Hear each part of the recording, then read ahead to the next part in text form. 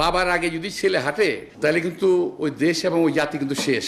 বাবাকে আগে হাঁটতে দাও, পরে তোমরা হাঁটো। সংবিধান সংশোধন করার জন্য আপনারা কি?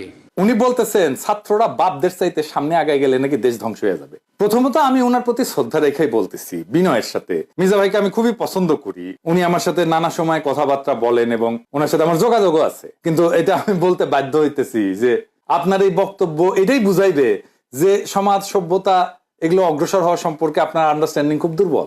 সন্তানকে তো বাপের চাইতে আগায় থাকতে হবেই। বাপের চাইতে সন্তান স্মার্ট, অগ্রসর, মেধাবী, কর্মঠ না হইলে সমাজ সভ্যতা আগাইবে কেমনে? আব্বাস ভাই, আপনারে কই, দুনিয়াতে দুইটা পরাজয় গৌরবের, একটা ছাত্রের কাছে পরাজয় আর একটা সন্তানের কাছে পরাজয়। আপনার পোলা যদি আপনারা পরাজিত করে ফেলেন, এর চেয়ে বড় গৌরব তো পিতা হিসেবে আর কিছু হইতে পারে না রে ভাই। আপনি তো নিজে বলছিলেন 28 অক্টোবর মৃত্যু ভয়ে দাঁড়াইতে পারেন নাই, বলেন নাই? কিন্তু আজ যারা মৃত্যু ভয় উপেক্ষা করে একটা বিজয় ছিনে আনলো, তাদের সাথে আপনি লড়াই করতেছেন। এদিকে আপনার মানায় আপনি যত সিনিয়র হন, যত অভিজ্ঞ হন, আপনি তরুণদের সাথে জিততে পারবেন না।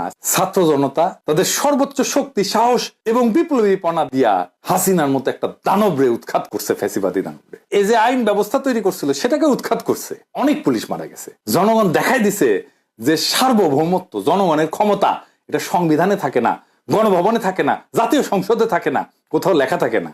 এমনকি মির্জা আব্বাসের বলা যে সংবিধান কি এটা রাফখাতা, আসলেই রাফখাতা। কারণ সংবিধান তো সার্বভৌম না, ক্ষমতা হচ্ছে জনগণ, জনগণ সার্বভৌম। জনগণ না চাইলে রাষ্ট্র শাসন করার ক্ষমতা কারো নাই। এমনকি পুলিশ যদি জুলুম করে, জনগণ তাকে শাস্তি দিতে পারে, সেই শাস্তি কত নির্মম, ভয়ানক হইতে পারে আমরা এটা দেখছি। বিচারপতি জুলুম করলে তারও বিচার করতে পারে। বিএনপি মনে করতেছে যে জনগণ যদি আওয়ামী লীগকে এভাবে ধ্বংস করে দিতে পারে, বিএনপি কে ধরতে কয়দিন? তাই বিএনপি সংবিধান রক্ষা করতে চায়, সুপ্পুকে রক্ষা করতে চায়, আওয়ামী লীগকে রক্ষা করতে চায়। বাংলাদেশের ছাত্র জনতা কিন্তু এই বিএনপির দেখানো ঈদের পরের বিশাল আন্দোলনের অপেক্ষা করেছিল না। এমনকি বিএনপি নিজের দলের কর্মীরা অপেক্ষা করে নাই। তারা এই ছাত্রদের আহ্বানে পথে নামছে, কাতারে কাতারে জীবন দিছে। রিয়েলিটি মেনে নেন। আপনারা তো রিয়েলিটি মানতে পারতেছেন না। তখন মায়ের কাছে দোয়া চেয়ে সাগর বলে, মা, তোমার সাগরের জন্য না, লক্ষ সাগরের জন্য দোয়া করো। তরুণদের এই অশ্রু, ঘাম আর রক্ত তো আপনাদের ভোটে জিতে ক্ষমতায় বসার জন্য দেয় নাই। এই রক্ত, অশ্রু, ঘাম চুপ্পুকে রাষ্ট্রপতি রাখার জন্য দেয় নাই। এই রক্ত, অশ্রু, ঘাম সাংবিধানিক ধারাবাহিকতা রক্ষার জন্য দেয় নাই।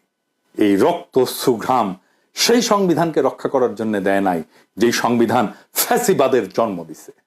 জনগণের কাছে, ছাত্র জনতার কাছে, বাংলাদেশের তারুণ্যের কাছে প্রশ্ন রেখে গেলাম। আপনারাই দেখেন, আপনাদের রক্ত আর ত্যাগকে কারা ভোটের বাক্সে ভরে ক্ষমতা উপভোগ করতে চায়।